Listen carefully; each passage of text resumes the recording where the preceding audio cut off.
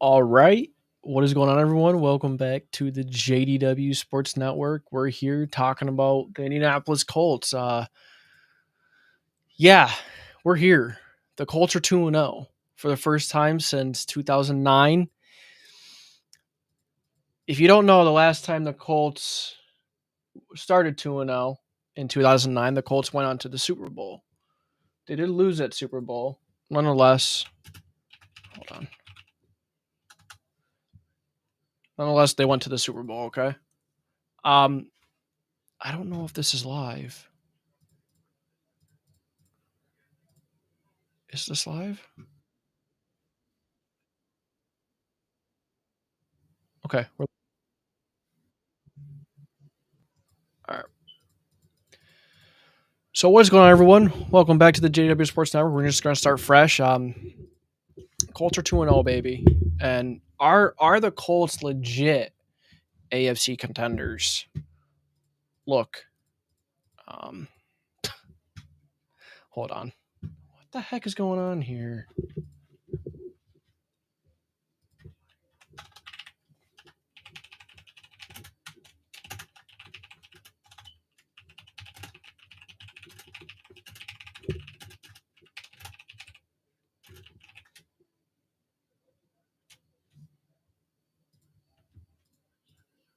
Okay, I don't know what is going on.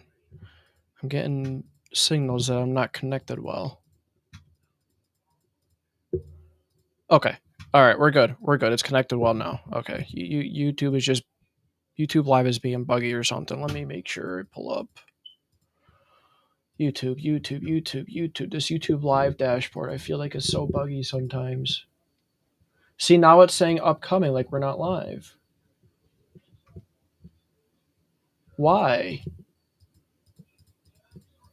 I don't understand.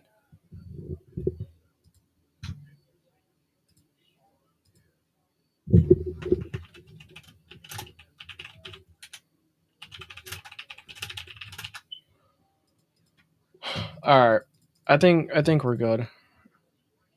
Okay, we're good. We're good. I apologize, guys. I apologize for the buggy start. YouTube Live dashboard is screwing me up. It was saying bad connection, but I think we're connected, so we're good. But the Colts, baby. I mean, starting 2-0 for the first time since 2009. Last time the Colts started 2-0, 2009. They went to the Super Bowl.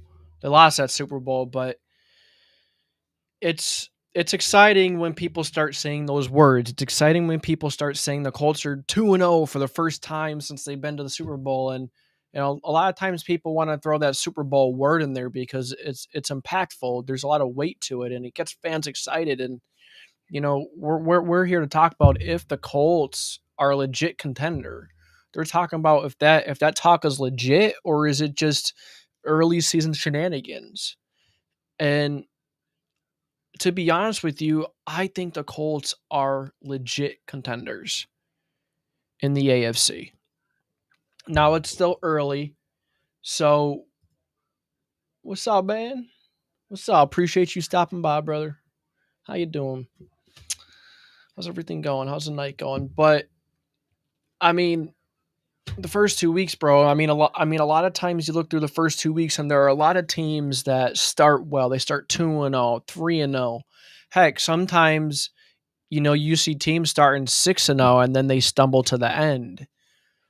Is this, for a perfect example last year is look at that Saints offense. That Saints offense put up 50 plus points in like 2 straight weeks. It completely dominated the opposition. How is this Colts team different than that? Why is this Colts team a contender, or why wasn't the Saints a contender last year? What is the difference? The difference is this roster is legit. This roster is put together well. It's not just like an early season thing where Derek Carr or the Saints are just pulling stuff out of their butts. Uh, there's something here. This is real. The Colts have had one of the best offensive line in the NFL for the past God knows how long, pretty much every year since Chris Ballard's been here. Receivers have been a problem for years, or not no more. Quarterback, obviously, since Andrew Luck has been a problem.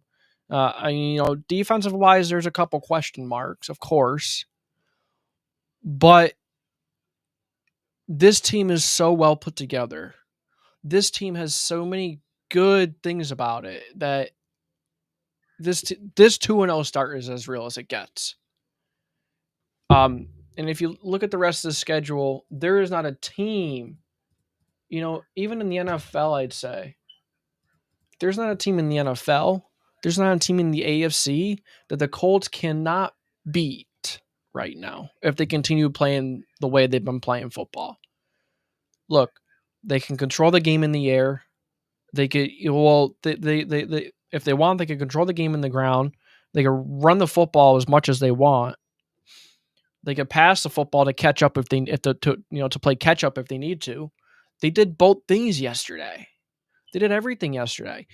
And a big thing that I saw from this Colts offense yesterday, which was very important to me, the team in general, but I think both sides of the ball answered when it mattered most yesterday.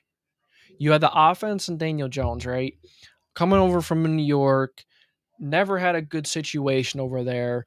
And I understand why there are a lot of question marks, but let me tell you this. I went back and I watched a lot of Daniel Jones football.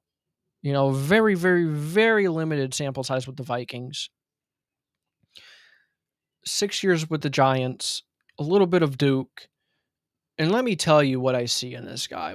I mean, I told you what I saw in this guy, and you're seeing it now.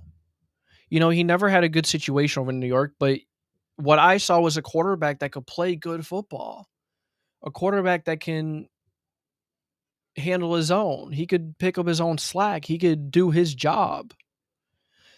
And when you have an offensive line as bad as you do every single year over there in New York, when you have such a bad situation where a coach can't handle the media and this and that, like, it makes it very difficult to succeed and do what you need to do and do your job. As a quarterback, the spotlight is on you that much more. That light is that much brighter. But it wasn't all his fault over New York. Yeah, it's fair to go ahead and say, yeah, Daniel Jones is the leader. He's the quarterback. He's the most important piece. You could say that, you could go ahead and throw out there that he's a quarterback. It's his responsibility. And the team success does sometimes weigh heavily on the quarterback. Most of the time it does. But when you have nothing for the quarterback to work with, yeah, you have Wando Robinson a couple years. He was hurt on and off. Kadarius Toney was supposed to be good. The only weapon that Daniel Jones really had over in New York was Malik Neighbors. Malik Neighbors was the only thing he really had. He never really had the only year he had a half decent offensive line was that 1 year after Eli Manning. That 1 year after Eli Manning, that offensive line was serviceable. It was okay. And Daniel Jones had a pretty damn good season. I believe he threw 24 plus touchdowns. Let's see. Daniel Jones stats. I'm pretty sure he threw like 25 touchdowns or something like that. Let's see. 2019. Daniel Jones, 69.9 completion percentage, 3,000 passing yards, 24 touchdowns, 12 interceptions, and an 87.7 pass rating. Okay. He had 14,500 passing yards.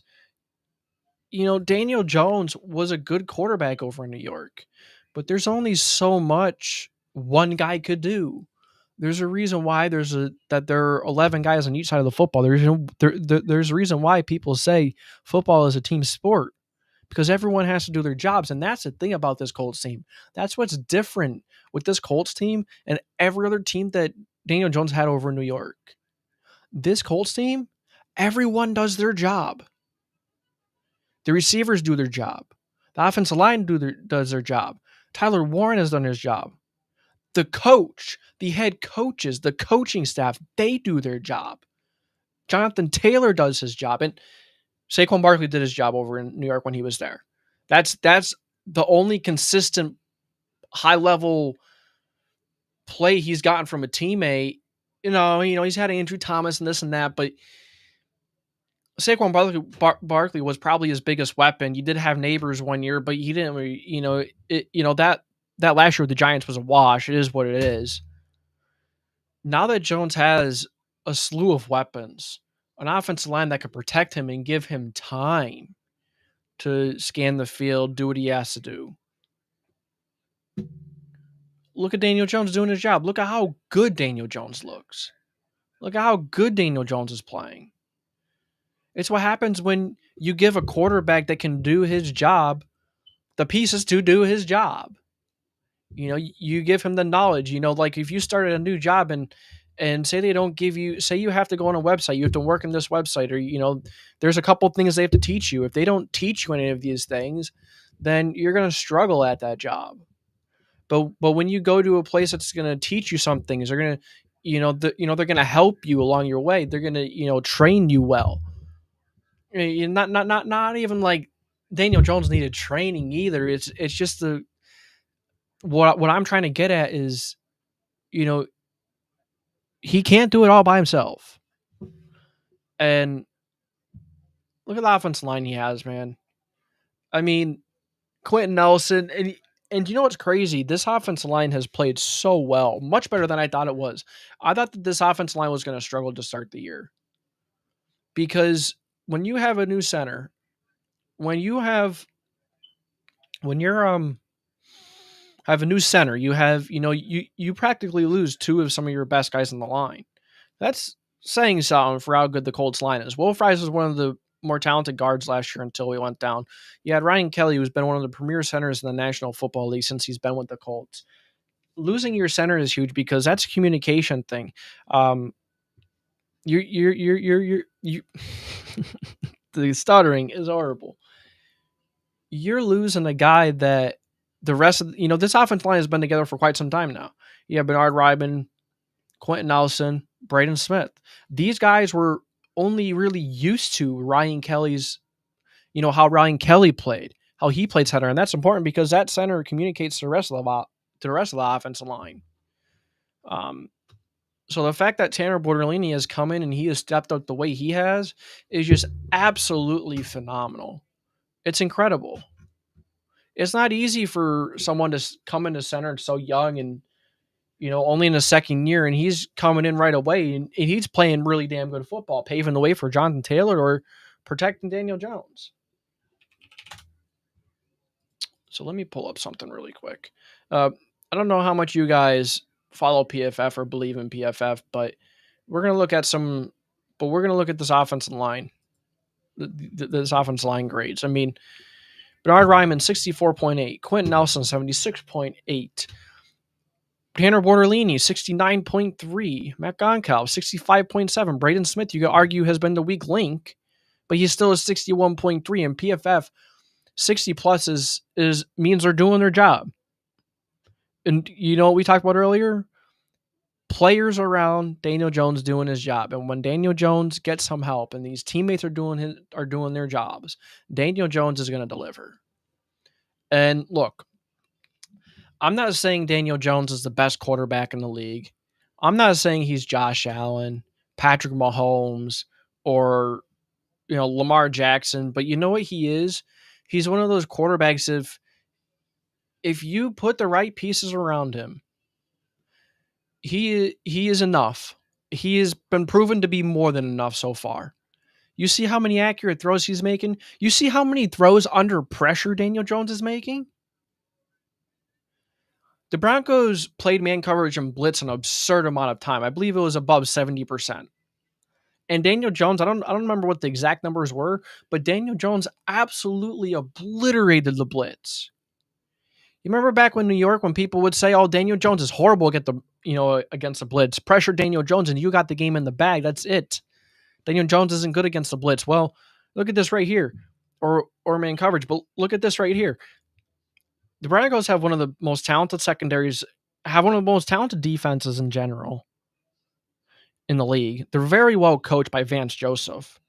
And Daniel Jones just completely obliterated that Broncos defense. That's because he has guys around him doing their jobs. They're doing what they should be doing. It's beautiful. It's a beautiful thing. It's not always realistic to have a Mahomes, a Allen, or, the best of the best quarterbacks. But we have a quarterback that is more than capable of doing what they are asked to do, doing their job, getting the ball to the right place at the right time. He could extend the play just enough. His nickname is Vanilla Vic for a reason. So, is this Colts team, are they AFC contenders? I absolutely think so. Absolutely think so. It is early, and when it is early in the season, there are a couple of things you worry about. Okay, you do worry about once teams have film, once they kind of see what the Colts are doing well, once they get an idea of what is going on, teams start to make those game plans. And will the Colts be able to evolve? Will they be able to continue this high level of play on offense once those game plans are out? We'll talk about the defense in a moment. But this Colts offense has so much talent on it. I think that this Colts offense is capable of beating any defense. We just saw it versus the Broncos. The offense is not my worry at all. Not worried about the offense. This offense line could stay healthy and protect Daniel Jones. Will be perfectly fine. You have Jonathan Taylor in the backfield who, at any moment, he's a ticking time bomb and he can make a big play at any moment. These receivers, I mean, our first four receivers are all capable of making big time plays in big time moments. Alec Pierce has come along. We all know what he is. He's an amazing deep threat. Josh Downs, he's an incredible just master, like in the middle of the field. Like you know that little signature route he has, the zig, the quick in, the out, beautiful. But Josh Downs is such a good route runner. And Michael Pittman, how about yesterday? Michael Pittman beating Pat Surtain multiple times. One time on a big third down. Michael Pittman just beating Pat Surtain multiple times. The former Defensive Player of the Year cornerback and Pat Surtain. And Daniel Jones not being scared to throw at him. And on top of that, Daniel Jones is throwing it exactly throwing the ball exactly where it needs to be. Gorgeous. It doesn't get much better than that. This offense is so well balanced and so well put together that Daniel Jones is going to thrive all season long. Daniel Jones is going to be your comeback player of the year. Daniel Jones may be the best quarterback in the AFC South for 2025. Not in general every single year, but it feels like Daniel Jones is going to be widely looked at as the best quarterback in the AFC South for 2025. If CJ Stroud had a little bit of help around him, I think CJ Stroud is probably better than Daniel Jones. But right now, Daniel Jones is playing. Right now, Daniel Jones has that help and he's playing better. It's kind of the same situation as we were talking about over with the New York. CJ Stroud has no offensive line. Hasn't had an offensive line every single year he's been there. He's had good weapons, but no offensive line. Now, CJ Stroud was a little disappointing versus the Buccaneers. I do think he made quite a few mistakes. I do think he was a bit inaccurate and just not putting the ball in the right spots at some times. I will say that. So maybe Daniel Jones is straight up the best quarterback in the AFC South. Because Trevor Lawrence isn't. If Trevor Lawrence can get out of their own way, then I think the Jaguars are a big threat to win the AFC South. I don't think the Colts. I don't know if the Texans are going to be giving us that many issues. The Buccaneers are a really good football team, but the Texans are 0-2. And I think they'll be fine. And I think they will fight, scratch, and claw their way back into it. But yeah, I think the Colts are the best team in the AFC South. And they usually say, what's the first step to becoming that championship level team? What's the first step to becoming that football team? That squad. And it's dominating your division. That's going to have to start this year. I think it's possible. I think it is possible to go 5-1 or 4-2 in the AFC South if the Colts play like this all year long. We'll get to the defense in a minute because the defense, I have a couple of questions about the defense. The defense is, yesterday I was saying, or the other day versus the Colts, it was yesterday in the live stream in the Monday Night Football game between the Bucs and the Texans. At the time, I was saying I'm not too worried about it, but there are a couple things in this defense that I do worry about. So I do think the defense is going to be the Colts' biggest drawback. It can be. It can be the Colts' biggest Achilles heel. But they weren't fully healthy yesterday, so that's something to take into consideration, but we'll get there in a moment. But the Colts have to dominate in their division. And right now they're already 2-0. And the Titans are 0-2. The Texans are 0-2. The Jaguars are the only other team in our division that has a win. Right? So right now we have firm grasp. If we could beat Tennessee next week, we're looking pretty good. And then after that, I think we have the Rams. Yeah, it's like Tennessee and the Rams. We'll look at the rest of the schedule in a minute here. I do want to look at the rest of the schedule and literally predict the rest of the schedule because we weren't expecting this out of the Colts.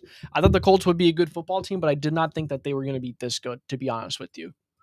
I did not think that the Colts were going to come out firing this heat early on. But like I said, the offense is very good. The offense is so well-rounded. And let's talk about Tyler Warren, too. I mean, we could talk about the offense all day long. We haven't even talked about Taylor that much. But Tyler Warren is such a good safety blanket. He's another incredible option for Daniel Jones. Yesterday when I was on East Coast Gridiron Stream, Dante, go check them out if you haven't. Phenomenal guy over there. Phenomenal work he does. I was asking him because as a fan of your favorite team, sometimes it's easy for your judgment and what you think of a team can get a little cloudy. Once you're really up there, you're excited, you're going crazy for your team. Sometimes it's hard to, look at it honestly. It gets difficult when you have so much love for a football team. They've been bad for so many years and they come out like this. Sometimes it's difficult to step back and really to be grounded and honest with yourself. But here I am. Maybe not having that one receiver option to go for Daniel Jones. Maybe him not having that one guy that we know is the best of the best in the group. Maybe that can make it a little cloudy. Maybe that can make it a little more difficult. But I also think that it's also a good thing that we have 4 receivers that are very capable of getting open and doing their job. And at a high level too. We know Pierce is capable of beating someone 20, 30, 40 yards downfield. Talk about his hands. His hands have gotten so much better since he became a pro. When he first started, we were worried about his hands. He was dropping passes here and there, but no longer has he been dropping passes. He's been phenomenal in that department. He has not dropped many passes at all. You have Downs. He is so shifty. I think he is so hard to cover. He's got a lot of speed. He's literally like a T.Y. Hilton all over again. Then you have Pittman, who is more of the contested catch kind of a guy. I'll tell you, beating Pat Surtain a couple times yesterday was really impressive. Don't forget that A.D. Mitchell pass. He came back, had a dive for and beat Pat Surtain, former defensive player of the year. But talking about our receivers and talking about us just going after Pat Surtain, that's another thing I absolutely loved. Shane Steichen, Jim Bob Cooter, or Daniel Jones. I mean, everyone really just said, hey, we're going to go after their best defensive player because you know what? We have some really good pass catchers. We are not scared. We're not scared of Pat Surtain. We're not scared of that Broncos defense. We're going to come out and we're going to fire. And we're going to fire at them. And they did that. In man coverage, the Colts had their way with Pat Surtain pretty much as you could. And then how about Jonathan Taylor late in the game making Pat Surtain and Singleton miss? Those are 2 really, really good defenders, really good defensive players, sure tacklers right there that JT made miss. That reminds me of the Patriots one with Jason McCourty, and then it was like, I don't remember who else it was he made miss, but he made a couple of real, I don't even know if it was McCourty. It might have been someone else. He might have been long gone by then, but nonetheless, Taylor, the plays that he can make on the ground. He could take over games on the ground. And that's so crazy. It's so crazy about the game yesterday versus the Broncos. It did not feel like JT still had 25 carries. It did not feel like we had to lean on Jonathan Taylor.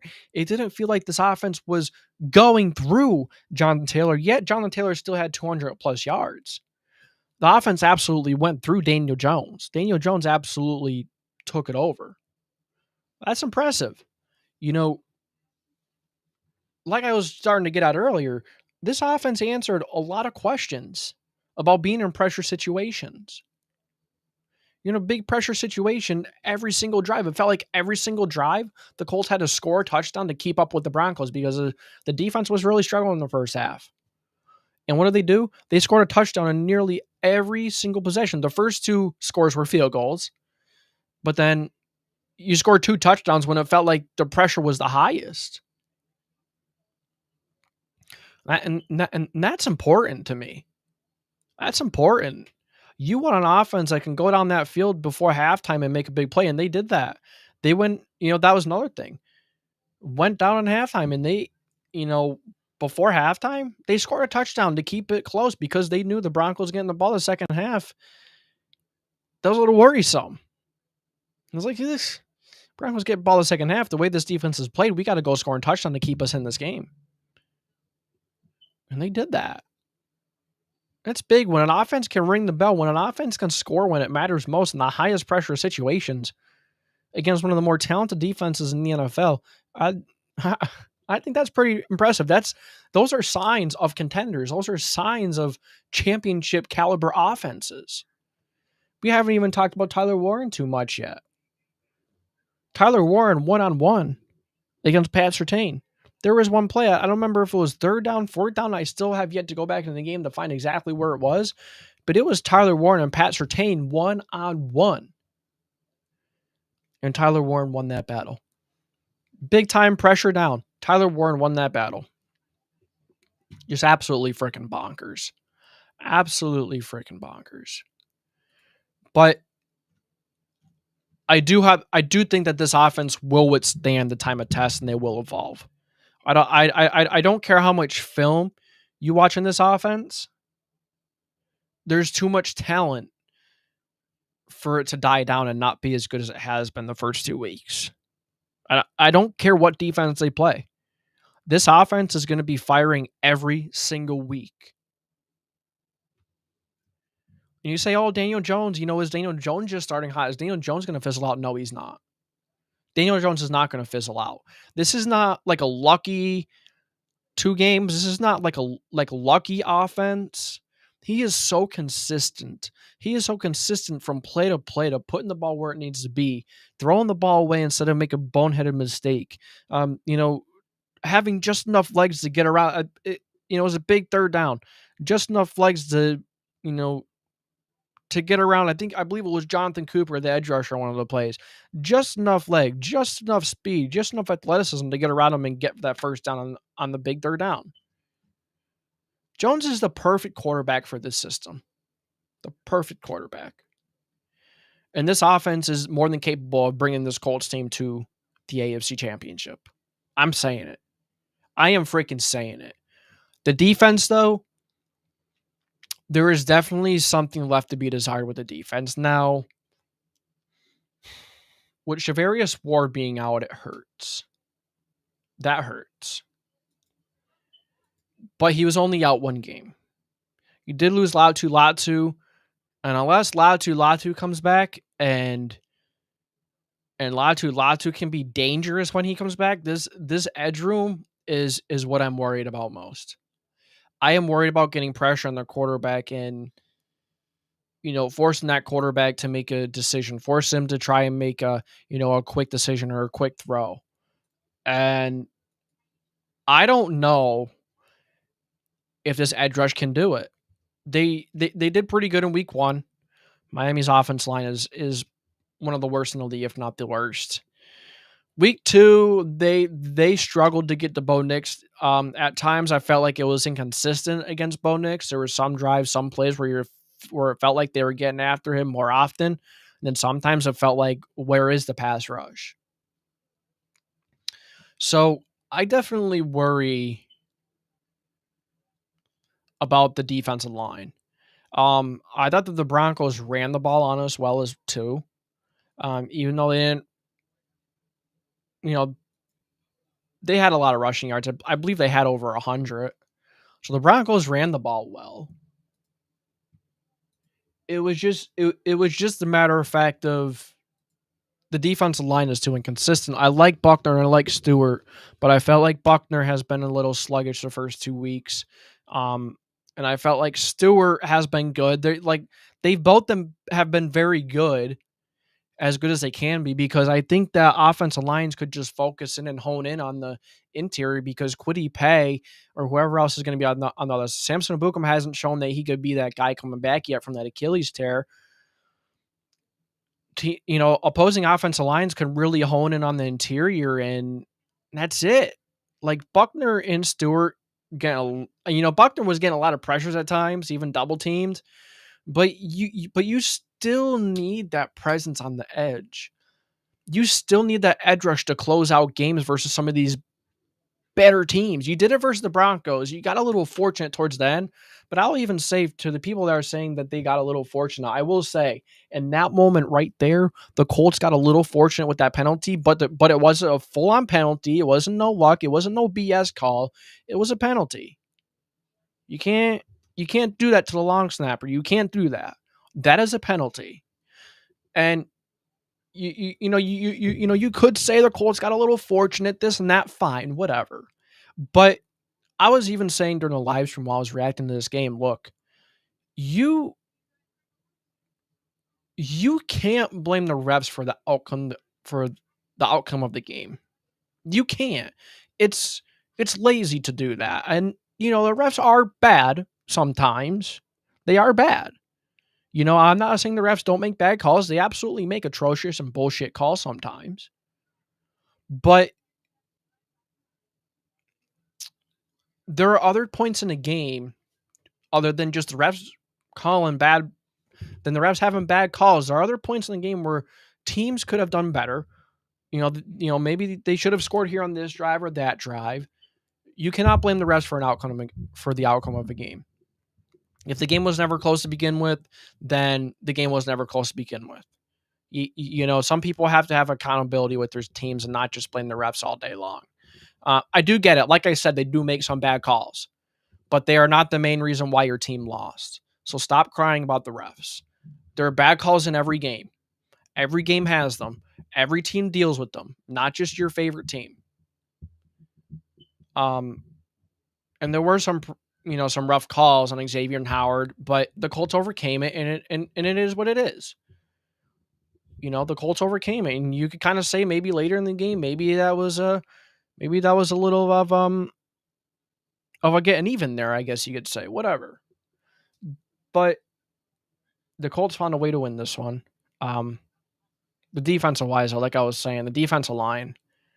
I don't know how I got talking about the special teams in that play, but the defensive line needs to end games. They need to be good enough to at least end some games and make it difficult for opponents to pass in obvious passing downs. The best teams in the NFL, the teams that get to the conference championship every year, they get to the Super Bowl every year. They have they have an edge rush presence. They have a defensive line presence that can end games. When it gets to times where they know their opponent is going to pass the ball every single play because they have to, it's a late game situation.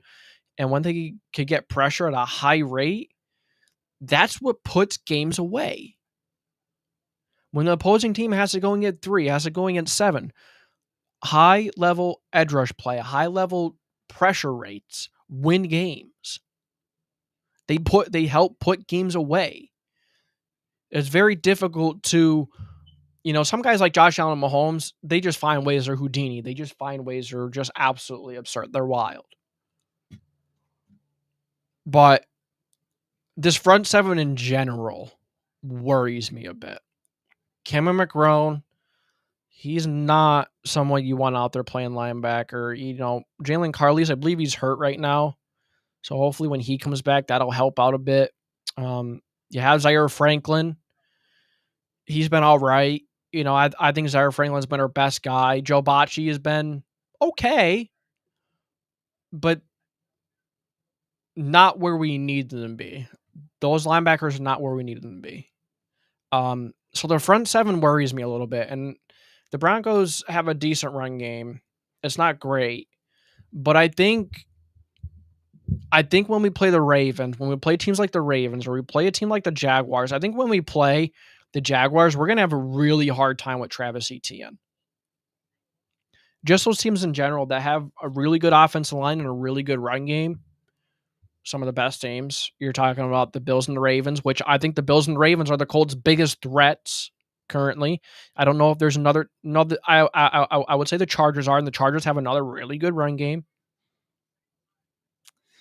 These are teams that are the biggest threats to the Colts, and the Colts' weakness may be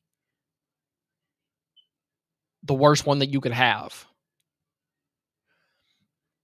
But we'll see as the season goes along. We'll get Latu back. We know Kwity Paye is good against the run, but in terms of rushing the passers, not really there. Because if Samson Ebukam can get back to what he was before he tore his Achilles, then I'll be pretty confident. I'll be pretty happy and I'll be excited, and I think we'll be okay.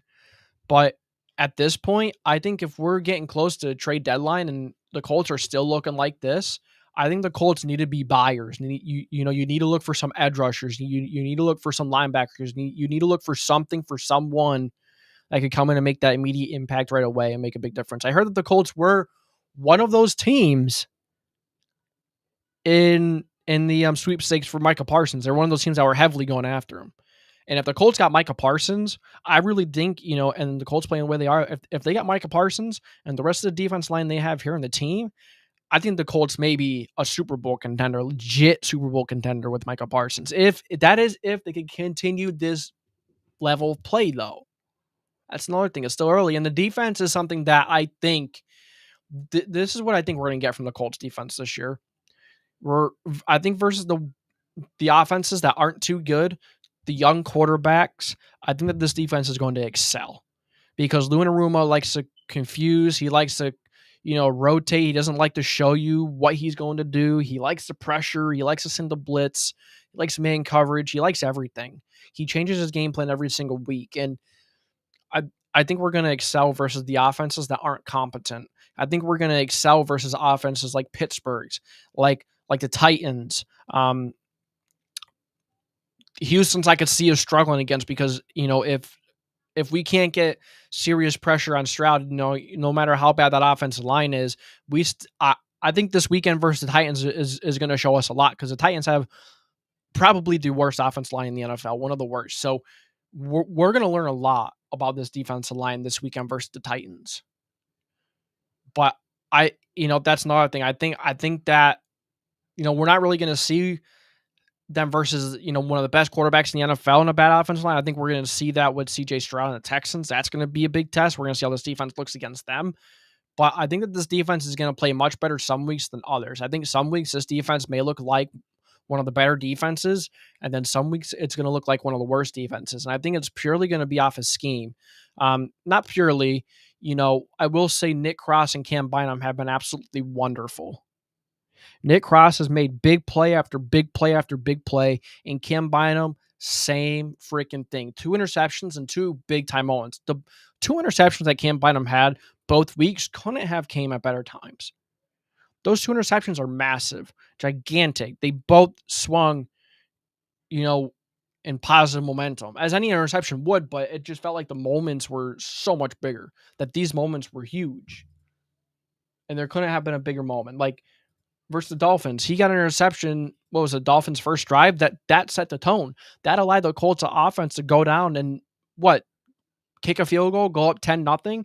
That sets a tone going up 10-0. That sets a tone going up 2 possessions. And then, this last game versus Denver, he caught an interception, and it couldn't have been a better timing.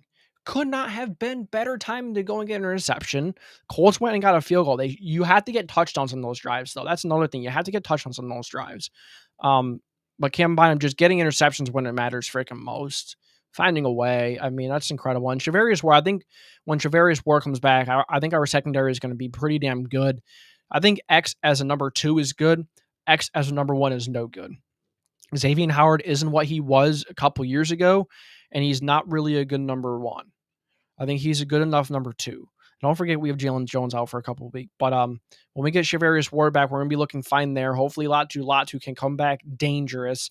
But he's got the hamstring issue. Even when he does come back, he's going to be 100%. You don't know. But I'm telling you, there's a lot going good for the Colts. I think the defense is good enough to be a contender. I think they're maybe not borderline good enough. Like maybe they're a little more than average enough. You know what I'm saying? This defense isn't going to blow you away, and it's because of the defensive line on the front seven. I think, other than Buckner and Stewart, Franklin's a short tackler, but other than those three, they're question marks, nonstop, and big question marks.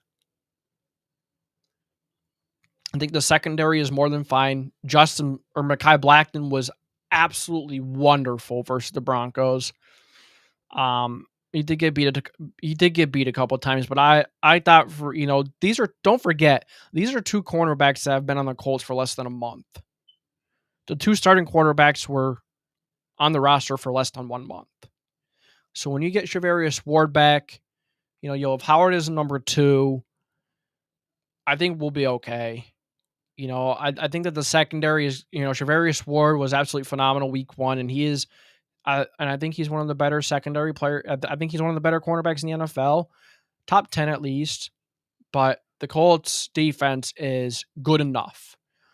And we'll have to see Cam Bynum play the way he's been playing for the rest of the year like that too, though, because he had one good year with the Vikings, or, he had a really bad year. He had inconsistent play. So let's hope that Cam Bynum can continue to play the way that he has and stay consistent all year long. But I think Lou Anarumo has everyone in the best possible positions. So we're looking good. But the defense, this is what I will say about the defense coming off the defense. They stepped up in the biggest moments and when it mattered most. So as much as you want to say, as much as you want to talk crap, as much as you want to say that this defense was horrible, it was pretty bad, but they stepped up when it mattered most, and that is what is most important to me. If they could do that and step up when it matters most, if they could find a way, play, be scrappy and keep it a one-score game like they did in the second half, then okay, it's good enough. That might be what we need, but I'd rather be in a position, being a Colts fan since Andrew Luck, 11 starting quarterbacks and all this, I'd much rather be in a position where we have the offense and quarterback figured out than have a perfect defense, to be honest with you. I'd so much rather have Daniel Jones and this offense where it's at than to have a perfect defense. Because if Anthony Richardson is starting, the Colts are not 2-0. The Colts are probably 1-1. And we probably don't beat the Dolphins the way we have. If Anthony Richardson's starting and we're 1-1, I'd say we won. I say that we still would have won in the first week. Second week, no, absolutely not. But I'm gonna say we would not be looking at the Colts this way if Anthony Richardson was a starter, and even if we were 1-1, we would not be looking at the Colts as a decent team because Anthony Richardson just not as capable. If Anthony Richardson was in here, I don't even think the Colts make the playoffs. But with Daniel Jones in here, Daniel Jones playing the way he is, I think that the Colts are an AFC contender. And I think Indiana Jones brings the Colts to the conference championship. I think it's possible. I'm not going to say think. I'm not going to make any statements yet, but it's likely. The AFC is competitive, man, but the Colts are that good. The Colts are absolutely, I'm going to go on a limb and say very confidently that they win a playoff game this year.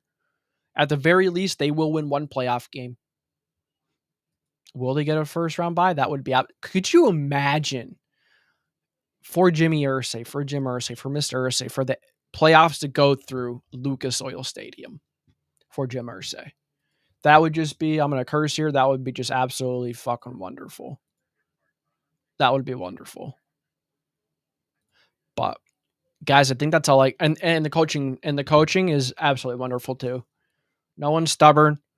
Everyone's, change. I will say I was not a fan of Shane Steichen going for it and running with Tyler Warren that 1 4th down. I did not like that. I like being creative. I like being creative, and you know what? When you look back on it, I I like Shane Steichen for trying to be creative. I respect that, and that's cool. Fine. And it is easy to look at that play and be like, why are you going to run with Tyler Warren instead of Jonathan Taylor or Daniel Jones, or at least Jonathan Taylor? That's the obvious thing. Shane Steichen wants to be creative. And, I'm not even going to say that was that bad of a call, but I didn't, but you know what? There was one part I did not like about Shane Steichen. He was very conservative in settling for the 60-yard field goal. Was not a fan of that. And he admitted that too. Shane Steichen admitted that. But JT's back, one of the best running backs in the league, like he was ever gone. And, some people think that he wasn't, that he was gone, that he just isn't a running back one. Absolutely freaking insane. But, all right, fellas. I think I'm going to hop out of here. Talked about the Colts for about an hour here. I was going to have Dante on here from ECG, but he's not finished with his live yet, and I don't want to, and I'm not going to keep on going. So I'm going to go over and join him. Why don't you guys come over and do the same? Whoever is here, stop over at ECG. I'm going to go over there myself after this stream is over, and then I'm going to go and get some video ideas ready for tomorrow and get you guys some content tomorrow. So let me see.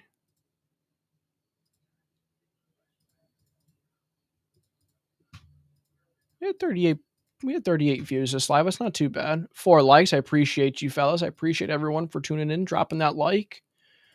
4 likes, almost 40 views. That's not too bad. It's not too bad for not being like a live play-by-play. We haven't gone live like this in a long time, and I'm happy we did. This was actually for Hot Take Tuesday. We just didn't get a lot of hot takes, so I didn't do the legit segment, but this is practically Hot Take Tuesday. So thank you, Tones. Shout out to Tones. Shout out to Quackmeister for the topic for tonight's live stream. Why? What am I doing here? ECG is live, guys. I want you to go and stop by ECG. Oh, he just ended. Oh no, he's live. He's live. Yes, fellas. Let's go over there. ECG. Go over to ECG, fam. All right. Anyone still here? Click that link. I don't know if that's going to. Click that link. Go stop by ECG. Let them know who sent you.